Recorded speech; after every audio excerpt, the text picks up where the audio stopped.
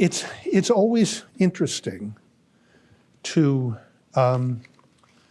see what somebody really smart has to say about a problem that you've started to think about.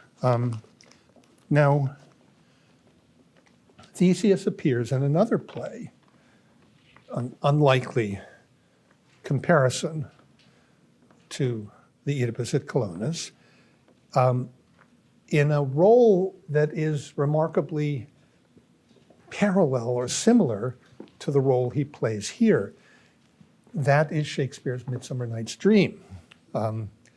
So in Act 1, Scene 1, a man named Aegeus, who is not Theseus's father, as he is in this play and in Greek history / mythology generally, Aegeus complains to Theseus, who is the king of Athens, that his daughter Hermia refuses to marry a young man named Demetrius.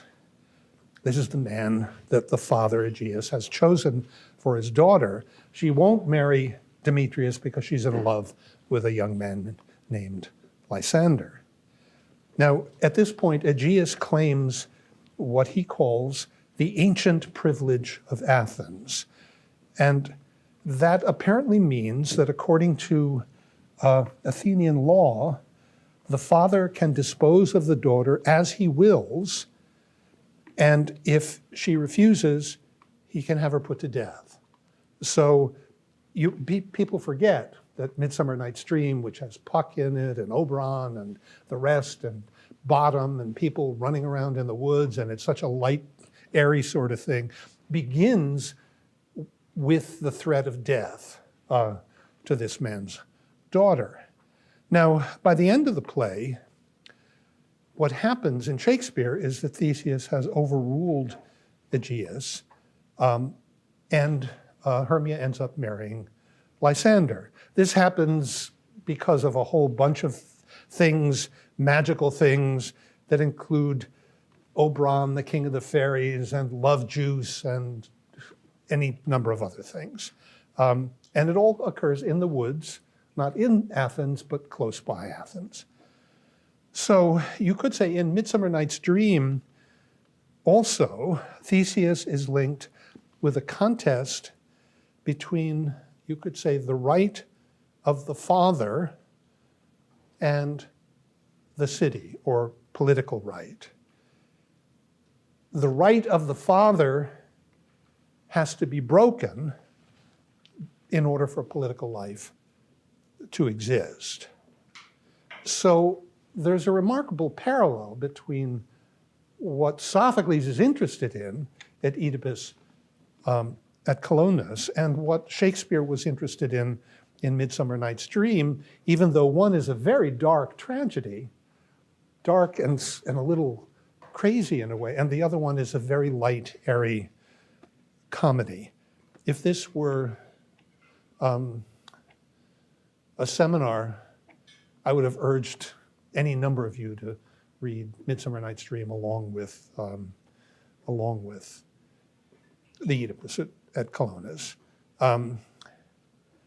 Okay, now in the Oedipus at Colonus, we saw last time, there's a similar but not identical issue.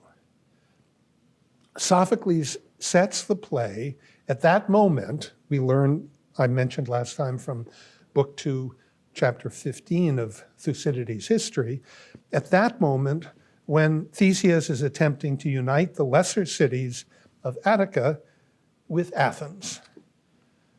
But it turns out that it's not possible to do this so long as there is an identification of Colonus, the place, and Colonus, the citizens.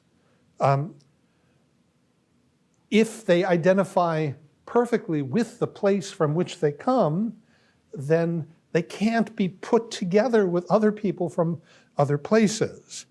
If there's something sacred about their connection to the place, then putting them together into one city would in a way be sacrilege. So what has to be broken is the naturalness of the link between place, chora, and the city of men. So the first line that isn't translated correctly in either of your translations is really absolutely crucial. It's so often true about, it's not just Greek literature, but I mean, there's a way in which if you understand the line, I went down to the Piraeus with Glaucon, son of Ariston. If you understand the significance of that line, you in a way understand Plato's Republic. So it's not unusual for a great piece of literature to begin with a kind of facade, something that looks innocent enough, but by the time you're at the end of the book, you discover that the book had to begin this way, that it couldn't be what it was without beginning this way. And something like that is going on in the Oedipus at Colonus, and of course we saw it in the other Oedipus as well. Tekna Kadmu, offspring of Cadmus, with all the ambiguity that implied.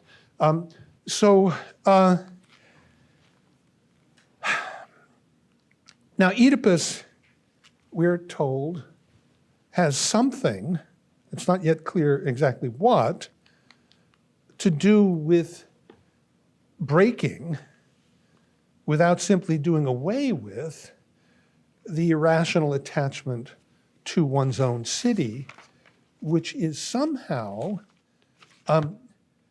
usually connected to place. There's a place in Herodotus, in his account of the Persian War, and also a place in Thucydides, in his account of the Peloponnesian War. And Herodotus Themistocles says, when the Persians are invading, and it looks as though they're going to crush Athens and invade Athens, Themistocles says, it doesn't really matter, because Athens isn't a place, Athens is a people. And that's just before they all abandon the city, which they later regain. So it's a sort of justification for what he's about to do, and much more explicit in Thucydides. When Thucydides makes it clear, he says, one of the reasons we have a great navy is that Athens can be Athens anywhere. We could just put everybody in ships and leave tomorrow, and we would still be Athens, even if we were located, across the sea. So on the one hand, there's that. And on the other hand, we all know there's something very funny about that. That we know that the country is its citizens on the one hand, and on the other hand, we have words like motherland and fatherland and loyalty to a place and all the particular loyalties that the very notion of a place inspires. There's something it's very hard to get rid of with regard to that. It looks as though, this is the issue about Theseus, He wants to say, look, we'd all be much better off if Athens were simply the place, and these other places were little sub-places within Athens. And that's all very well, unless when you say, my country, 'tis of thee, you mean the place, in which case it's hard to simply overcome your particular attachment to a particular place. It's not an accident that when we talk about our nation, we talk about it with the word country. And country has this wonderful ambiguity built into it. It's not obvious that it always means a being together of citizens. Okay, so one last remark by way of introduction. When Oedipus hides on the sacred ground, where it's not permitted to walk, not permitted to speak, not permitted to look, by hiding there, he forces the men of Colonus who come looking for him to walk, speak, and look on sacred ground. He makes them violate the sacred, and that involves a certain loss of innocence. So, question that we saw last time. Does this have anything to do with the Athens Colonus issue, the problem of putting the two together? That is, if there really is a being together, a synousia of Colonus understood as plays and Colonus understood as its citizens, then there's a way in which there wouldn't be any need to say it. So wherever there's a myth of the origins, for example, the autochthony myth in Thebes that was so powerful in the first speech of Oedipus Tyrannos, wherever there is a myth of the origins, it's a response to a felt need for such a myth. You wouldn't have the myth unless there was a sense that it was necessary, and you wouldn't sense that it was necessary unless you weren't altogether confident of it. My other example, I think I've given this to you. I looked for it today, but it's the problem of being somebody who lends out books. So I was looking for Anne Lauinger's first volume of poetry so that I could actually read you the poem that she writes, which is called Enough. It's marvelous, sort of, it's got her voice all over it. The poem is, in a way, a beautiful expression of that. And I think I have told you this, but I like it, so I'll do it again. So there are a whole series of verses that are about things that we find enough. We find the falling of the rain on the windowsill during a storm enough. We find the petals on the flower enough. So she gives about 5 or 6 of these things. And then unexpectedly you get to a change of stanza and she says, enough of this enough. And I don't remember the rest of it, so I can't give it to you. But the upshot of it is that if you find it enough, you don't need to say that it's enough. The very existence of poetry is a sign that it's not enough. If it were enough, you'd sit listening to the rainfall on the windowsill. You wouldn't have to say that, oh, how wonderful the falling of the rain. It's absolutely sufficient. It's a sign that you need nothing else. But of course you do, because poetry is always a sign that you need something else. In the same way that language generally is a sign that you need something else. You put things together in language to show that they're already together. You make claims about the world and you say A goes with B. And you mean that on the one hand, but also if A simply went with B, and if it was absolutely obvious, you wouldn't have to say it. You would be in a world where it was perfectly transparent that these two things went together. So there's a way in which founding myth is like that. It wants to ground political life in something that's absolutely undeniable, but the mere fact that it has to do that is a sign that it's not simply undeniable. So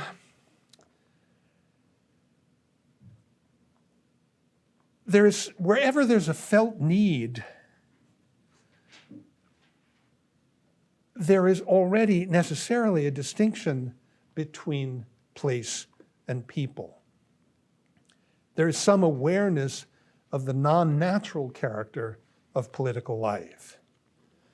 So the very fact of speaking, logos, about these things already suggests an attempt to repair with speech some perceived rift. This has something to do with the third thing that Colonus means. Colonus, the horseman, is a god.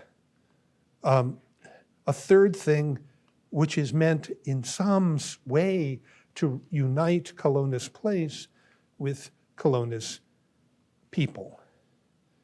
You'll notice as we move through this play, by the way, that just as in the Oedipus Tyrannos, the number 3 is important in some way. It keeps cropping up. Okay, let me stop for a second, see if anybody wants to. That sort of catches us up to why we're interested in this play, why I'm interested, and so you have to be interested, because I won't admit the possibility that you're not.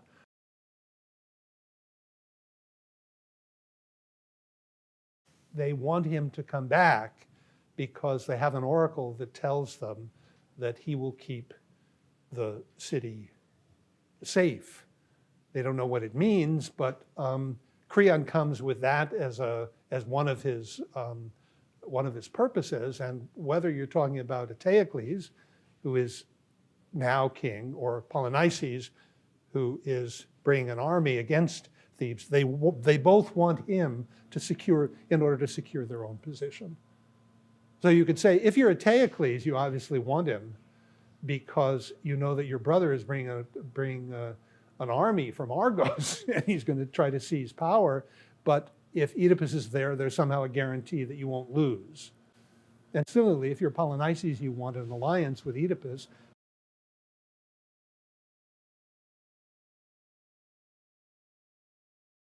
That's the big change in this play, which we have to understand. He has changed his mind.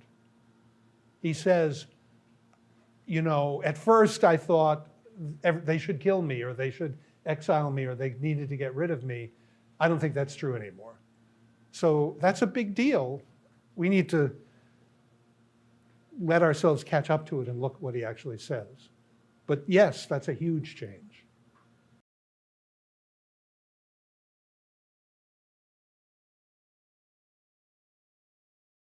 Well, he didn't exile himself. He tried to. And then Creon said, stay put. You're not king anymore. Don't be too big for your britches. We'll decide what to do to you, and we're going to consult the gods. So at the end of the Oedipus Tyrannus. Now, we are then led to believe that having consulted the oracle, they decided to get rid of him because he's a stain, he's impure. And they did, and initially it looks as though he's perfectly in agreement with that. But we discover in this play that he's no longer in agreement with it. He thinks that what he did wasn't as bad as everybody thought it was. So we need to see what's happened, why he's been led to change his mind. This is a sort of important change, right? So I'm not downplaying it. I'm just saying let's take it step by step and see what he actually says. Yeah, you're...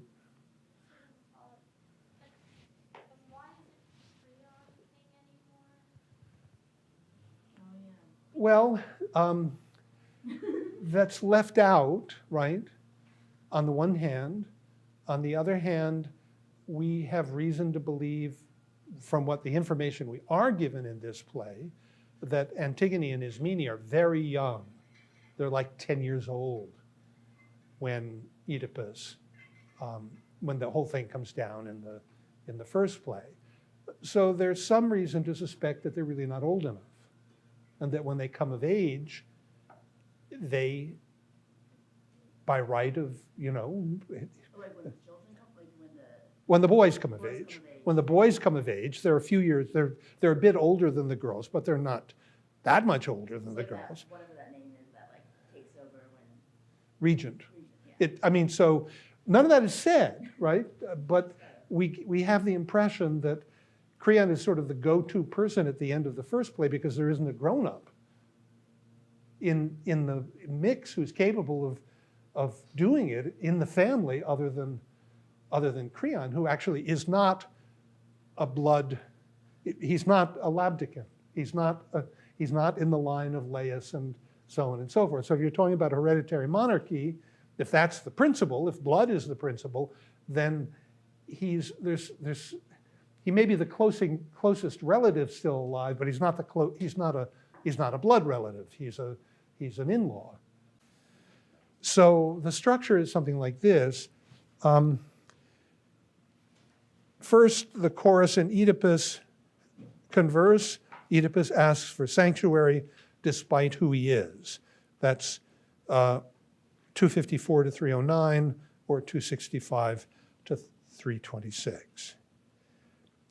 And then a conversation between Oedipus and Antigone that announces the arrival of Ismene, or that she's about to arrive.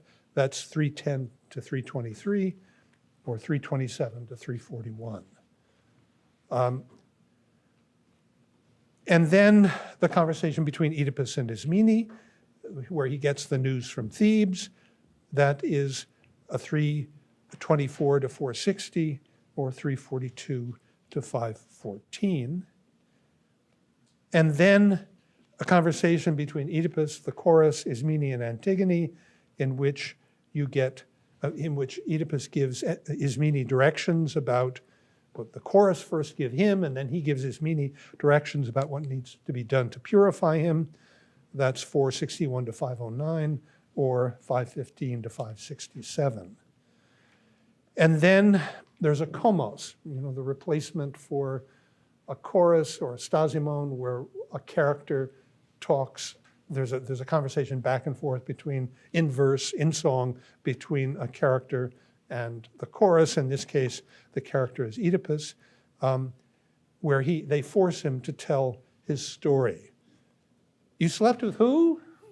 You killed who? I mean, it's in its way sort of funny. That's 510 to 548 and 568 to 627. And finally, the episode ends with the conversation between Oedipus and Theseus, where Theseus grants him sanctuary. That's 549 to 667, or 628 to 764. Before we turn to that, I want to go back to the Parados to look at one or two things. So at first, the chorus do promise Oedipus that he can stay. I'm just going to read you this version, which is at line 241 in this version and line 228 in the other. Old man, no one shall lead you against your will from where you rest at present. And then, actually I gave you the wrong line numbers, don't forget. It's 176 to 7 and 180 or 180 to 81. And yet, then they turn around and renege when they hear his name. That's either line 239 or 226. The reason they give is interesting. This is at line either 241 to 48 or 228 to 30, and it goes like this.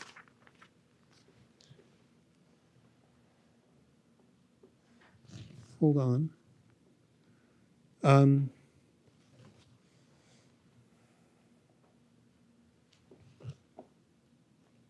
Okay. The chorus. Punishment is not the due lot of anyone, but requires what is already done to him. Trickery matching others' trickery gives pain and not pleasure in return. Up from this place and from this country where you have found an anchorage, do not fix upon my city some further debt to bear. So that's interesting because in a way, it points to Oedipus's own defense, which comes first at 281-89 or 270-71, and it reads this way: that I know well. How can my nature be evil when all I did was matching others' actions? Even had I done what I did full consciously, even so I would not have been evil. But the truth is I knew nothing when I came where I did. Yet they knew, those by whom I suffered, knew what they did.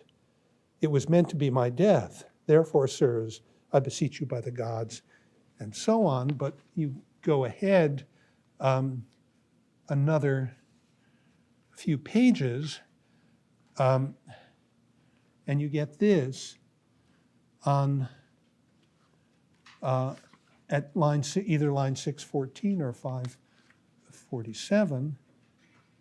You get this.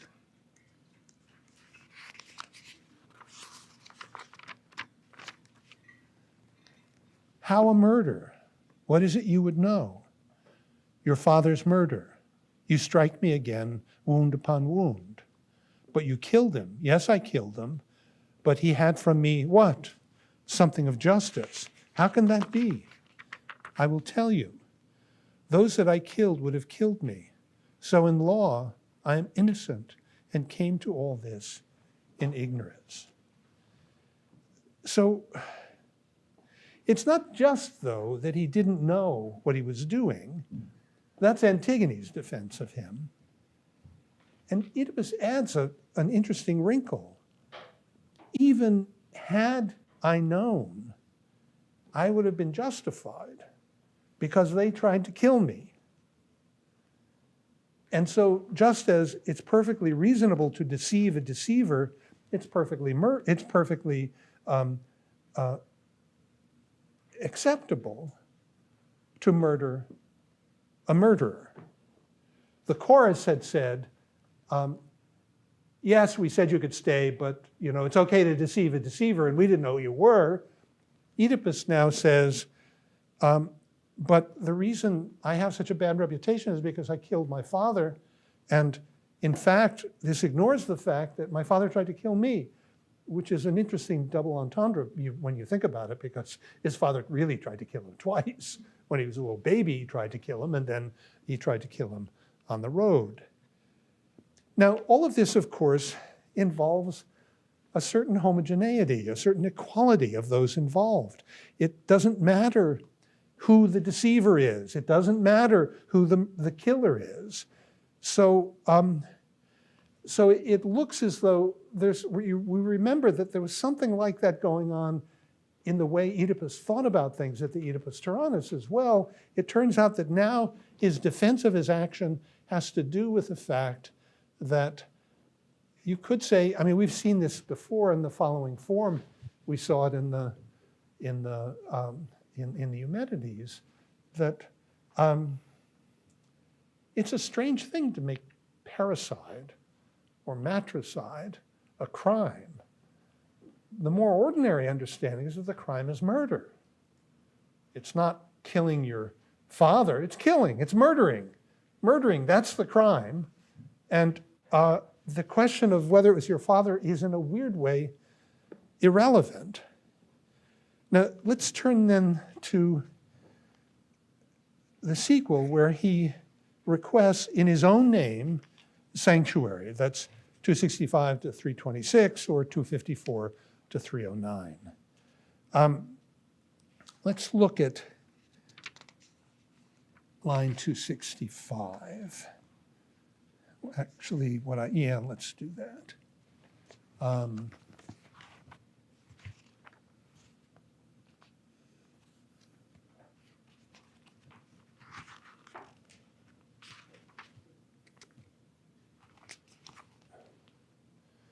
This is the chorus. Why know, you child of Oedipus, that you and he both win our pity for your calamity, but we dread judgment from the gods. We cannot say more than what we have said to you already. What is the good of a glorious reputation if it is like an idly flowing stream?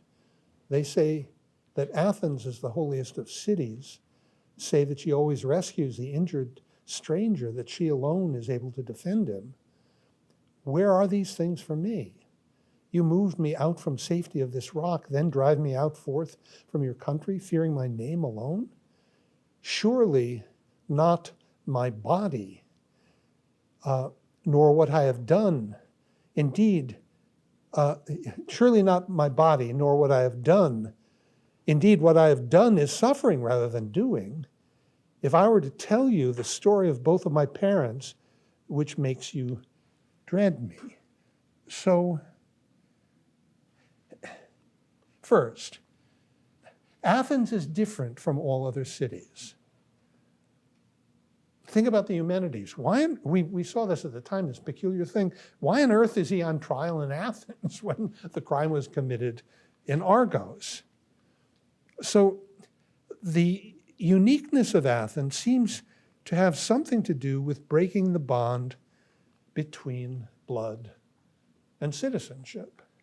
What?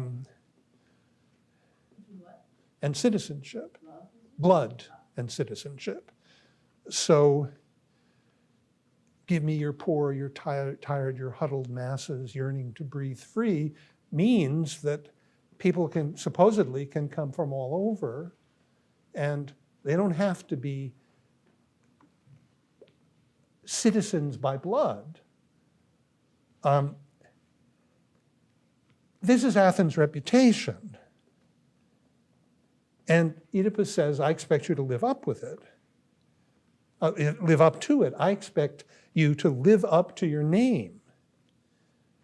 Notice, by the way, that he doesn't understand himself in the same way. Oedipus says, line 264, 65, or line 274, he says, my name alone is now a synonym for parricide and incest. Now, is that right, what I just told you? Let me look.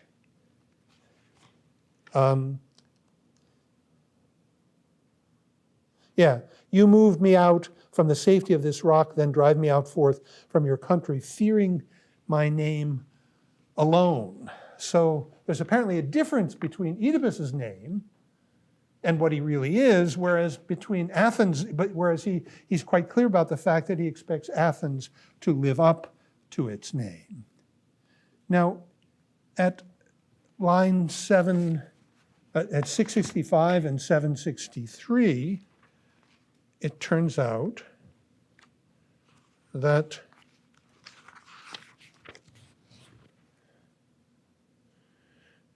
Theseus says, even though I were not here, my name will guard you against ill usage. So Theseus is in a way like Athens. His name indicates ruler, and it will suffice to protect Oedipus. Oedipus, though, tells us that his name is no more fearful than his body and his deeds. I think your translation says something like actions.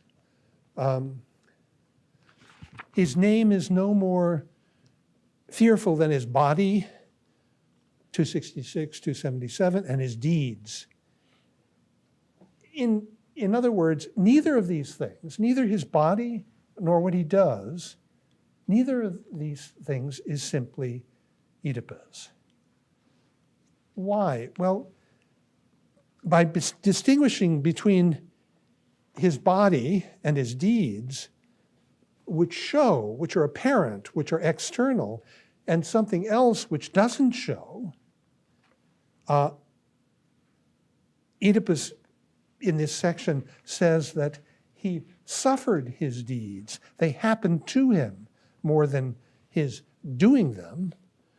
So by making this distinction, he suggests that there is something that doesn't show what he calls at 270 or 281, his nature which was not evil because it never intended what happened.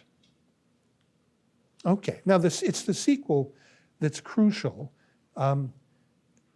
Lines either 270 to 91 or 281 to 305. And in those lines, line 281 to 83 or 270 to 72 are decisive.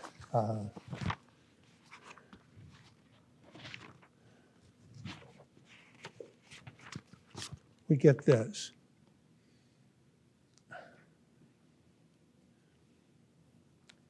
That I know well.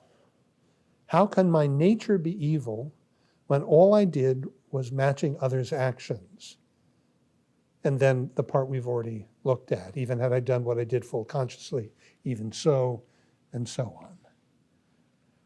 So since he's not his body, and he's not what he does, his deeds, it's his intent that's crucial, that counts. And since he did not mean to kill Laius, he isn't guilty. And furthermore, he goes on to say, even if I had tried to hurt him,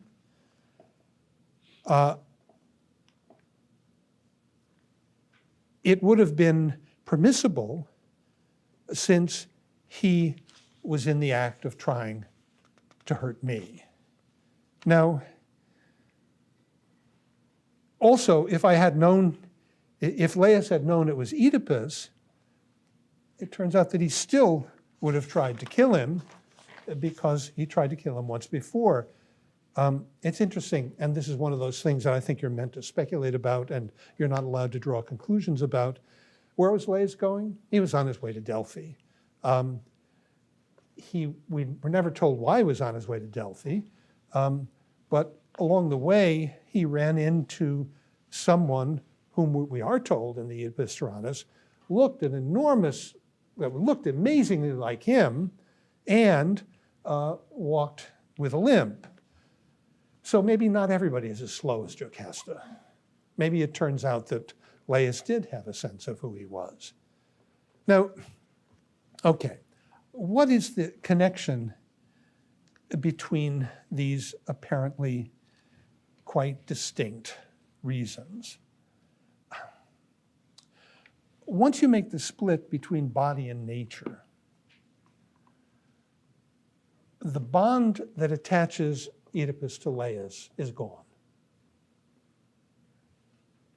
That is, it's reasonable to say that Oedipus's ignorance means his innocence. He didn't really intend to do it. But of course, in a reasonable world, the bond between parent and child isn't privileged, and so whoever tries to kill you, you can protect yourself. Parricide isn't really a crime. It's a description of something, but the crime is murder. And so in this way, Oedipus's not knowing is really the issue. It reveals what's always involved in family relations. Put it this way. To say that Oedipus is not responsible for his ignorance is in a way to say that Oedipus is not responsible for who his parents turned out to be. But if you generalize that, that's the position we're all in. We're none of us responsible for who our parents turned out to be, despite the fact that we are who we are, largely because we have the parents we have. So his defense of his action here means being released from any special irrational attachments to parents, because in a way, all family bonds are accidents. You just need to ask yourself the question. You have to do it really honestly and not pretend. You ask yourself the question, you have siblings, and you say, would I like this person a lot if he or she weren't my brother or sister?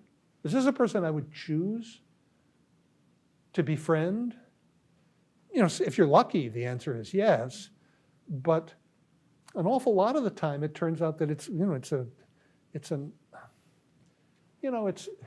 a certain way not a question that you can even give an answer to, because things are what they are, but they aren't that way because you've singled out this person and said, and we've talked about this before, it shows up, we'll read later in the semester a play by Euripides called Iphigenia among the Taurians, where one of the descriptions of Orestes and Pylades, who have gone to the land of the Taurians and have discovered that Iphigenia actually isn't dead. She was spirited off. Anyway, you'll get to that later. This is Euripides. And they're described as being like brothers. And in the context, it becomes so clear that the problem with such a description, this I think we've also talked about before, is that when you say you love a friend like a brother, you're in effect saying that my bond with this person is so strong that it's as though it's absolutely necessary. But the whole point is that it's not absolutely necessary. That's what it means to have a friend. And so there's a way in which the bond that you have with a friend mimics morality in a way. Morality is your other experience of having a choice which you have, when you make it, you in a way say to yourself, I must do this. I cannot not do this. So the way to describe the powerful, the powerful pull that's on you is to compare it to something that's absolutely necessary, that couldn't be otherwise. But of course, the whole point is that it could be otherwise you wouldn't have a choice.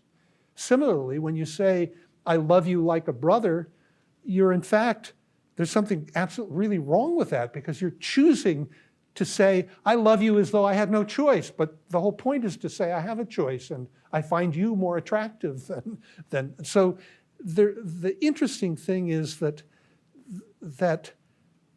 attachments like that, this mimic necessity, but they can't be understood as in the same way that attachments of kinship can be understood, because the whole point about attachments of kinship is that you actually don't have a choice about who your mother is, about who your father is, about who your brother or your sister is. So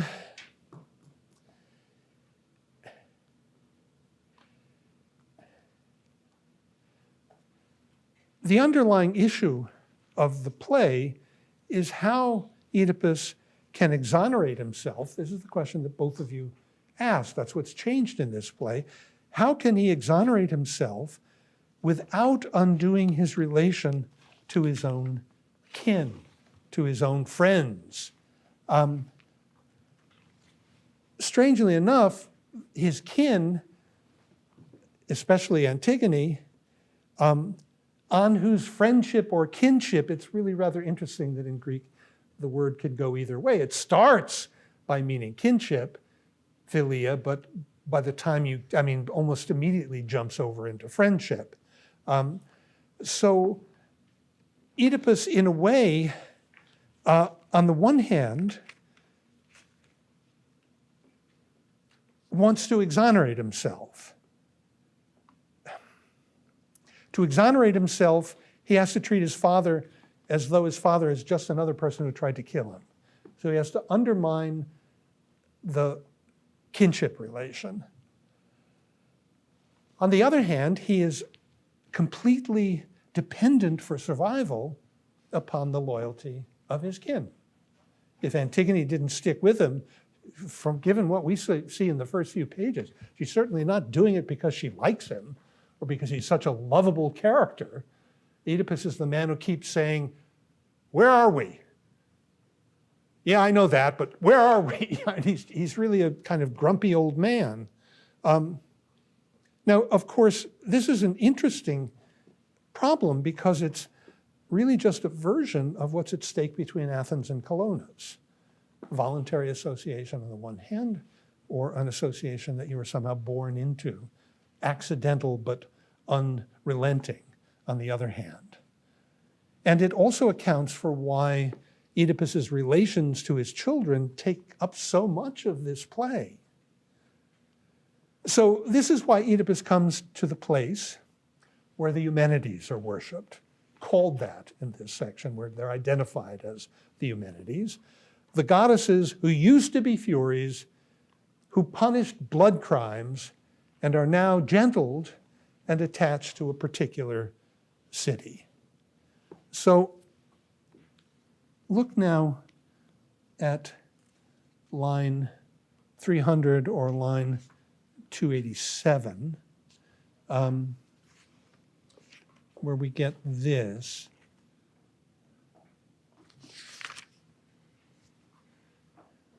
I am here as sacred and pious both and bringing benefit to your citizens. When your Lord comes here, whoever rules, you shall hear all and understand it all. In the time between those words and his arrival, do not turn villains. So Oedipus says, I want you to wait until your Lord comes, your ruler comes, and they respond.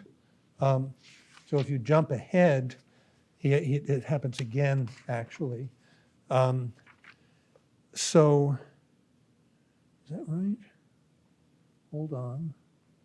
Oh, no, I'm sorry.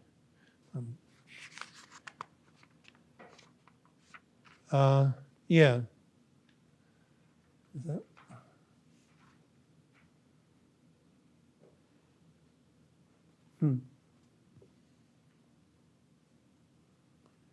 Okay.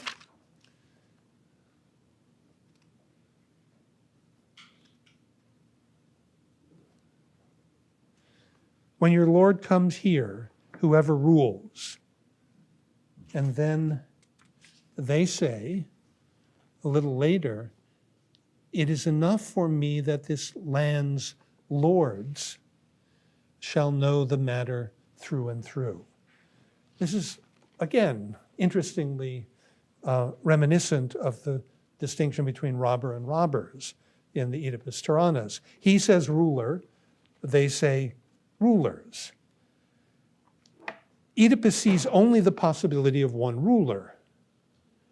The chorus acknowledge Theseus to be in his father's city of the earth, they say.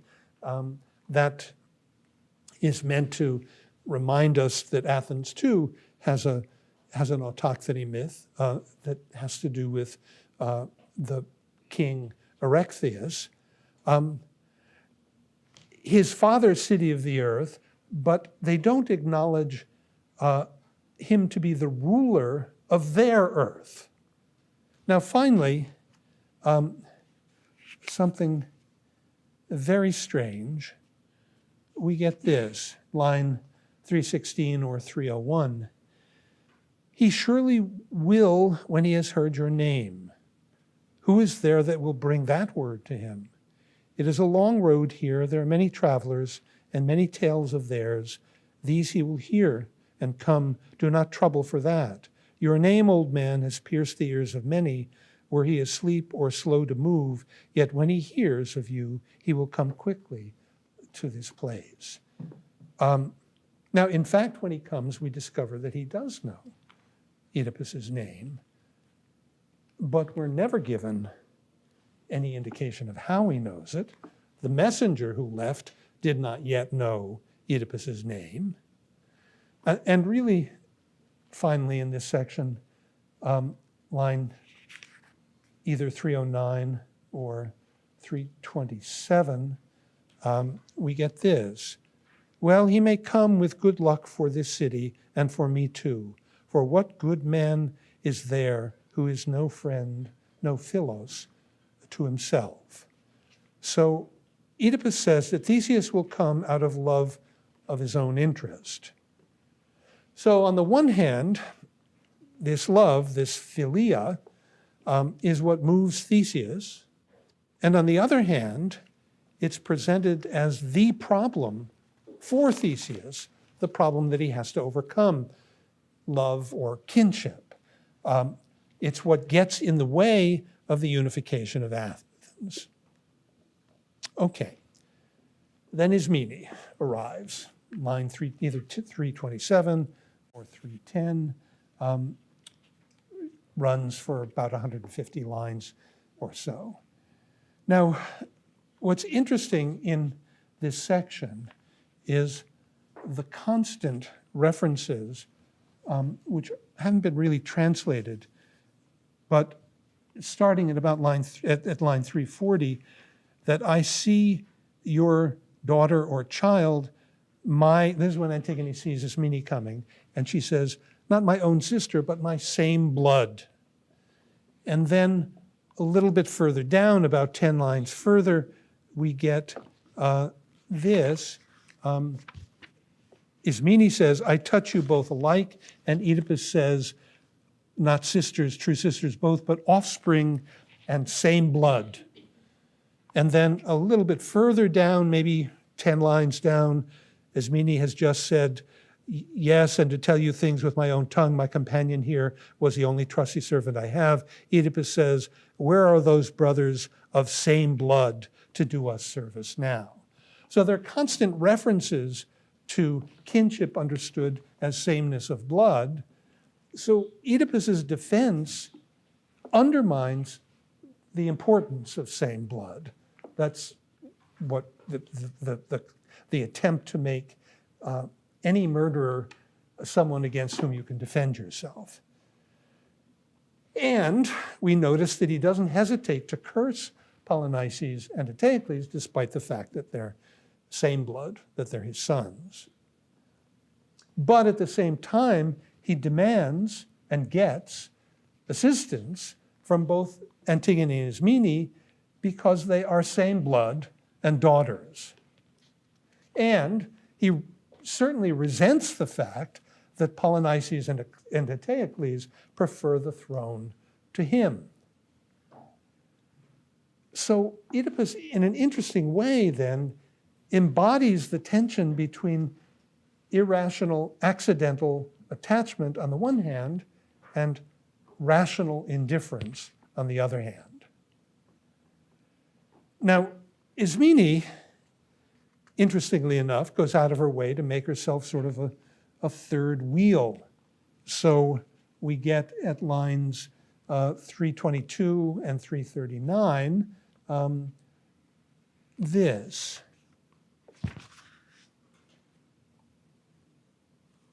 She says, is that right? Yeah. Yours reads, yes, and mine too. Really, it should be something like this. He says, you mean her life and mine. Ismene says, I, ill-fated third. So why? Why does she present herself as a third wheel? Well, Oedipus and Antigone are wanderers, and Ismene is not. Antigone and Ismene are sisters, are same blood, in a way that Oedipus is not quite. Oedipus, Antigone, and Ismene make three only as siblings. Little question. Ismene came with a servant, she tells us.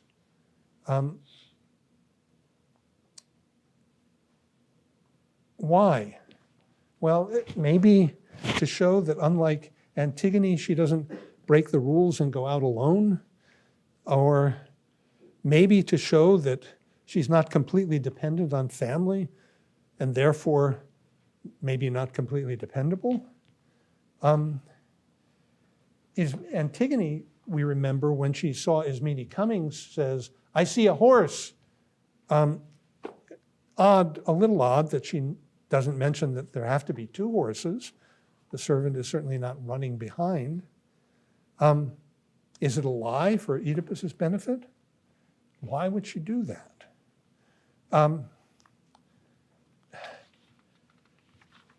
Ismene's news about what happens, about what's happened with Polynices and Eteocles, is already somehow present in the remark that Oedipus makes at 337 or 365. We get this. Those two are like in everything to the ways of Egypt, both in their nature and in how they live. For in that country, the men sit within doors working at the loom, while the wives go out to get the daily bread. So children, those two brothers of yours, who should bear the stress and strain, keep house within like girls, and you in their stead struggle to bear my troubles. This is a reference to a passage in the second book of Herodotus, where we get, this is the book on Egypt, where we get this description. And this part of it will sound perfectly familiar to you. But I'm going to be much longer in my Logos of Egypt, and this is because it has more wonders in it than any country in the world, and more works that are beyond Logos than anywhere else. That is why I will say more about it. Just as the climate that the Egyptians have is entirely their own and different from anyone else's, and their river has a nature quite different from other rivers, so in fact, the most of what they have made their habits and their customs, their nomoi, their laws, are the exact opposite of other folks. And then he goes on to give a list, the first of which is that the women run the markets and shops while the men indoors weave. And it's as though Sophocles, Herodotus was a contemporary of Sophocles, and supposedly a friend. And he's making a reference to an account of Egypt in Herodotus's histories. Now, in Herodotus, I mean, here in the Oedipus at Colonus, it looks as though the difference between Egypt and other places, he says snidely, is that that your brothers are behaving like the Egyptians, who, do the opposite of what everybody else does. The women do the work and the men stay inside in safety. Now, it is true that the first of the things that Herodotus mentions about this role reversal is male and female. But then it's quickly linked up with a whole series of other dualisms: the open and the hidden, the clean and the dirty, the sacred and the profane, the human and the non-human. So there's some suggestion, if you follow up the reference here, that Eteocles and Polynices have confused the sacred and the profane in the way that the Egyptians, according to Herodotus, seem to have. Now, something like this is suggested at line 398, line 367, where we get this.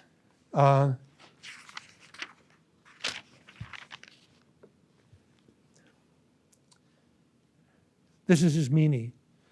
At first, their erotic wish, as it was Creon's, was to leave the throne to him and not pollute the city further. They looked with Logos at the old destruction that lay on their breeding, which indeed beset your unlucky house. But now, stirred by one of the gods and by some sinfulness of mind themselves, a bad strife has entered these thrice unhappy beings to grasp the rule and the strength of tyranny. So first, Polynices and Eteocles let Creon be the king, but out of eros, they let him initially, an eros they had not to defile the city. Then they became consumed by an eris, a competitive spirit for tyrannical power. And finally, it turns out that the younger one, Eteocles, takes over and expels the older. Now, isn't this whole thing simply the consequence of how Oedipus defends himself? They changed their minds about their guilt, since after all, none of this had anything to do with them. They didn't choose to do any of it. But then they don't see that if their guilt is accidental, so is their claim to the throne accidental. Both of them are based, in a way, on the accident of birth. That the younger should exile the older is a perfect example of this. So then it turns out that Polynices is not happy about the fact that he's being excluded from rule by his brother, his younger brother, goes to Argos, where we are told he has the project, he marries, but the project is to enlist new relatives, new kin, new philoi, new friends. So in the simplest way, you could say this: regardless of who wins in this battle, Polynices or Eteocles, either one of them needs Oedipus because he is, after all, the source of their claims to legitimacy. I mean, the fact that only they are competing, it has to do with the fact that he's their father and he was previously the king, and he was the son of Laius, who was previously the king. So you sort of act as though none of the incest problem happened and say, Laius was king, then Oedipus is king, and now it should be one of his sons who are king, who is king. So they need him. And yet, if he were there, then he would be king. They wouldn't be king. So he can't be there. They need him, and yet he can't be there. So he both secures their claim, their individual claims, and he undercuts their claims. Oedipus then tells us in this wonderful phrase at line 393 or 433, that when I am no longer, then am I a man? He comes into his own only when he's nothing. This seems to mean that Oedipus is necessary as simultaneously undermining and establishing the familial, the irrational. Now, the difference between Thebes and Athens is that Thebes, because of the autochthony myth, cannot make Oedipus a part of the city. They are first and foremost Cadmeans, and Oedipus killed same blood. So the Thebans, in a way, are too literal. But Theseus can make Oedipus a part of the city because his city is not identical with its place. Now, this tension comes out in different ways. After the elaborate account of what he must do to purify himself, it becomes clear that, because Oedipus says, yeah, listen to he's told that you're going to have to do this and this and this and this in order to purify himself. And he says, yes, yes, yes, I'm checking all that off. And then as soon as he hears it, he says, well, I can't really do that because I'm not strong enough and I can't see and this is not possible for me. But it's okay because it becomes clear that he doesn't have to do it himself. He doesn't have to do it with his own body. And so he sends Ismene to accomplish it for him. And in the context, something rather interesting comes out. Line 488, 545, he says this, the chorus say, as we call these the Eumenides, the kindly ones, with kindly hearts may they welcome this suppliant for his saving. So pray, or those who speak for you. And then, maybe 10 lines later, so 497, 554, we get this.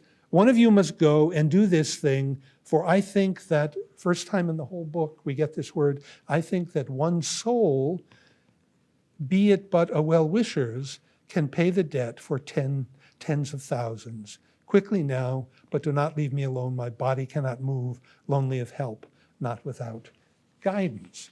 So, for the first time in the play, soul comes in, and soul comes in as what makes symbolic atonement possible. Oedipus is, in other words, both present and not present at his own purification. At which point Theseus comes in. He says he knew it was Oedipus, although it's hard to know exactly how. But he then says it wouldn't have mattered because any wanderer would have been given sanctuary. So Theseus articulates his principle, 638 or 567, in the following way. He says, for my part, I know what it means myself to be brought up in exile, as you are in exile. I too, in a foreign country, wrestled with dangers to my life more than anyone else. So there is surely no stranger such as you from whom I would turn my face, nor help to save.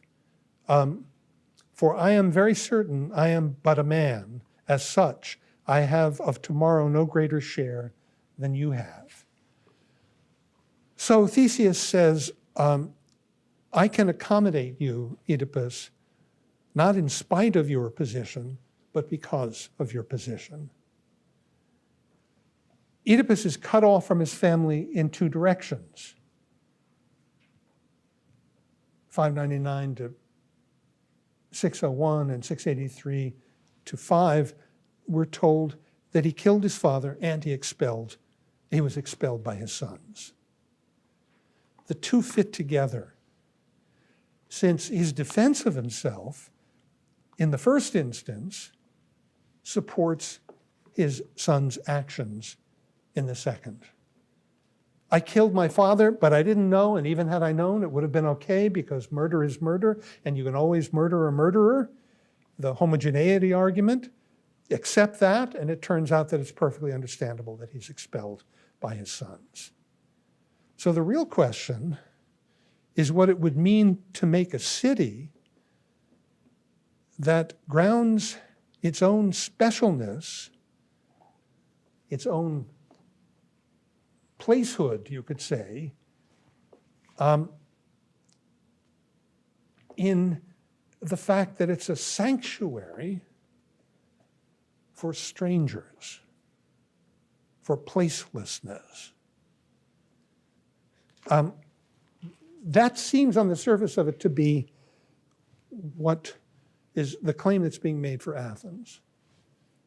The question for us will be whether that's enough to hold any political order together, but on the surface of it, you could say what Theseus has said, coupled with the excuses that Oedipus has made and his claim to his new claim to his own innocence, in a way, the highlighting of the importance of soul over and against body, which is connected to the highlighting of the choices you make, rather than the situations that are owing to some necessity over which you had no control. It looks as though the highlighting of those things is meant to use the language that will be used in the play. It looks as though everyone is a stranger in a strange land. The question is how it would be possible to use that as the ground for the particularity, the specialness of a given place. So Athens says, we're not Thebans. To be a Theban, you have to be born a Theban. And then Theseus says, well, to be an Athenian, you don't have to be born an Athenian. Athens is a place where strangers have a home. He needs that because something like that is what allows him to take Colonus and say, and the other little hamlets around Athens, put them together and say, you all go together. So in a way, I'm just doing what I did last time in a slightly different way.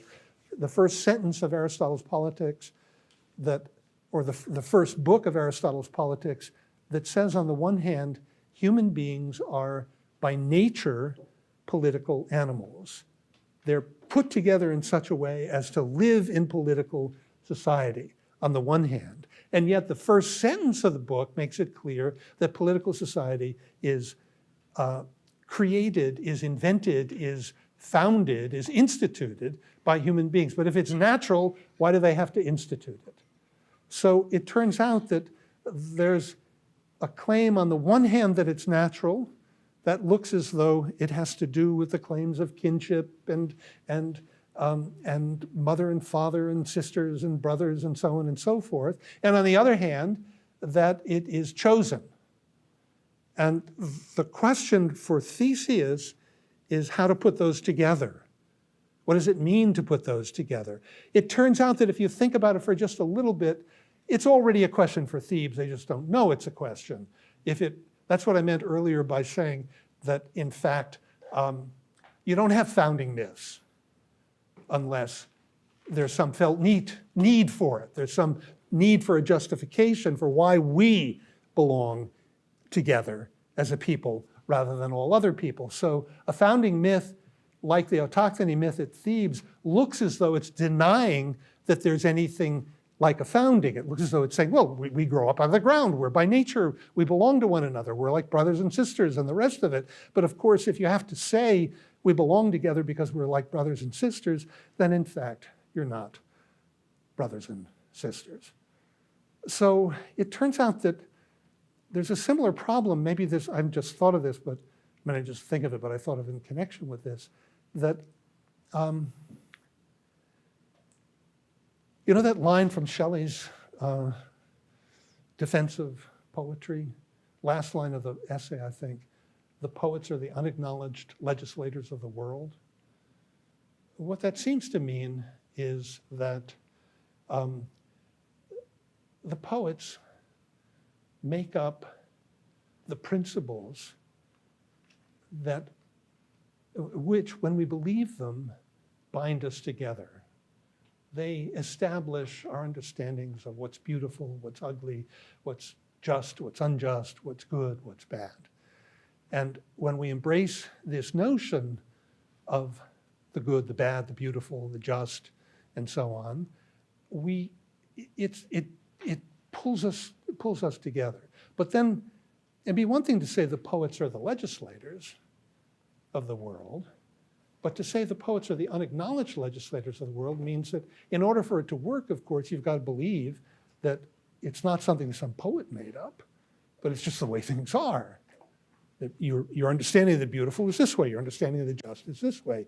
If you say, oh, how fortunate we are to have Homer or Shakespeare or Virgil or whoever to be a poet, to lay down these principles, we wouldn't even be a No, if you know they're made up, if the principles are like the gods are really only powerful as entities if you think they exist. If you think some poet made them up and you're all the while saying, oh my God, what a great poet, he made up this great God, then you don't take the gods seriously, you take the poets seriously. So their character as legislators has to be unacknowledged, because as soon as it's acknowledged, it becomes void. It doesn't do what it's supposed to do.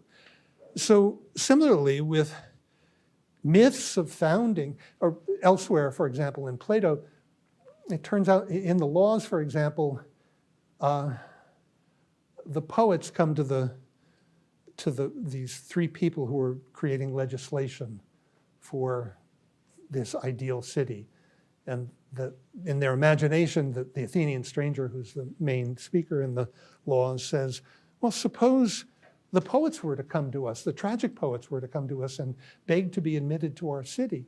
And then he says, well, we'd have to throw them out because we'd have to say, we are the greatest tragic poetry. We don't need you. In other words, if the city's doing its job, it doesn't need poetry. As soon as you have poetry in the city, you have an articulation of conditions that would be better. If it's possible to articulate conditions that are better, then it turns out that the conditions under which you're living are not the best conditions. So the fact that there is a voice in the city that articulates what's good for the city means that the city is necessarily imperfect. That's this is the problem that in a way Thebes doesn't have to think about, because Thebes is underdeveloped compared to Athens. Athens, in a way, the problem becomes clear in Athens because Athens celebrates its character as enlightened and its ability to absorb people who are not born as Athenians. And by doing that, it brings, in a way, front and center the problem that's inevitably present in all human society. You can't have it without articulating the principles according to which it's governed. And as soon as you articulate the principles according to which it's governed, you've admitted that the situation is necessarily imperfect. So the conditions that are necessary for loyalty are simultaneously the beginning of disloyalty. And the question is not whether you can do away with that. The question is, what does it mean to think these issues together? That's what Theseus is doing. And it's what Oedipus, whatever in God's name, it's what Oedipus seems to say, I can help you out with this, Theseus. You don't see it yet, but something that I represent will make this possible and will in some way therefore make human society possible. Now, I've been pushing the last 2 days and I think it needs to be pushed. I think it's terribly interesting, and I think the parallel to what Thucydides is talking about makes it necessary. I've been pushing the political interpretation of the play. And as far as it goes, that's fine, but that doesn't feel quite right, because it looks as though there's something even deeper going on. And the hint as to what that is again, you can get it by way of Aristotle, where he makes a connection between rational or speaking animal and political animal. We've been working out this puzzle in terms of political animal, but if you understand human beings to be rational or speaking, and that our capacity to speak is somehow in its way the same as our capacity to live together in political society, then it looks as though, in a way, the issue is not just Theseus's project, but what Sophocles is really asking is, what does it mean to be, to use Aristotle's formulation from the Poetics, what does it mean to be the animal that says this is that? What does it mean to think about the world? It means, on the one hand, you're putting the world together into a kind of ordered whole, on the one hand. On the other hand, the need to say this is that is an acknowledgement of the fact that you're alienated, that things don't hang together. If they hung together, you'd be perfectly content and you'd never say anything. So he's reflecting not only on our natures as political, but he's also reflecting on our natures as speaking or rational, what it means that we feel the urge to make sense of the world. That has to do with the fact that the world doesn't make sense, and that we are experience ourselves as apart from it, as not content with it. Now, that, of course, is connected to what we're doing in conference. It's connected to the whole character of human beings as mimetic animals. I think I've cited to you that wonderful, I think it's Gertrude Stein remark, where confronted with the notion that art is imitative, or that art is imitation, she says something like this. I wish I had it precisely. She says, why would you want to imitate it? Isn't one of the damn things enough? But the crucial thing about human beings is that one of the damn things is never enough. That's what's so weird about us, that we are not content with the world that we live in. We find it necessary to articulate a better one, morality, a more beautiful one, art, a more orderly one. It's this sort of built-in dissatisfaction that in some sense points to something quintessentially human about us. That's what this play is trying to get at, and I think it's what made it clear that the judge in the case when his children tried to declare him, mentally incompetent, there was no contest. Once you see that, you say, oh my God, think about what he's thinking about. It's the children who are not competent.